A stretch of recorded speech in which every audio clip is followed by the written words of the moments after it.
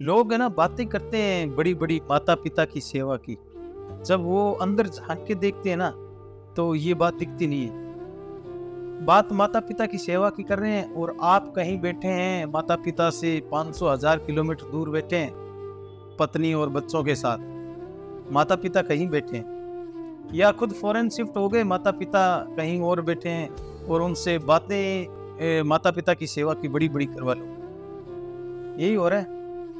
किसी के मान लो 3 बेटे हैं और वो माता-पिता तो इसी चक्कर में रह जाते हैं कि बेटे मेरे कुछ सेवा करेंगे। एक बेटा रहता है कि वो अगर नहीं हेल्प कर रहा है तो मैं क्यों करूँ? वो नहीं कर रहा है तो मैं क्यों करूँ?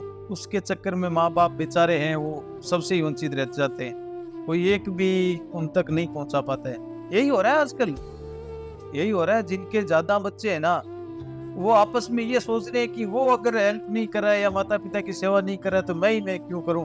हर बार मैं क्यों करूँ? अरे वो तो सेवा है, भगवान की सेवा है। आप करो, आपको फल मिलेगा, वो करेगा तो उसको मिलेगा।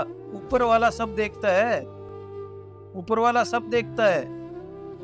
आप गुड़ की पेटियाँ ले जा रहे हो, 1,11,000 का दान दे रहे हो और माँ-बाप है वो तरस रहे हैं। ये बिल्कुल ही उचित नहीं है। माँ-बाप की सेवा, माँ-बाप को खुश रखना ज़रूरी है। कोई करे ना करे इससे क्या फ़र्क पड़ता है? आप उनकी सेवा करो जितना आपसे हो सकता है। माँ-बाप उसमें खुश है। वो नहीं कर रहा है तो वो भुगतेगा और वो कर रहा है तो उसका फल उसको मिलेगा। आप कर रहे हैं तो उसका फल आपको मिलेगा। माँ-बाप की सेवा सबसे ज़्यादा ज़रूरी है, उसी में मेवा है। बाकी भगवान की बातें बाद की बातें हैं। माँ-बाप की सेवा करोगे तो भगवान तो आपके घर पे आपके पास बैठे हैं।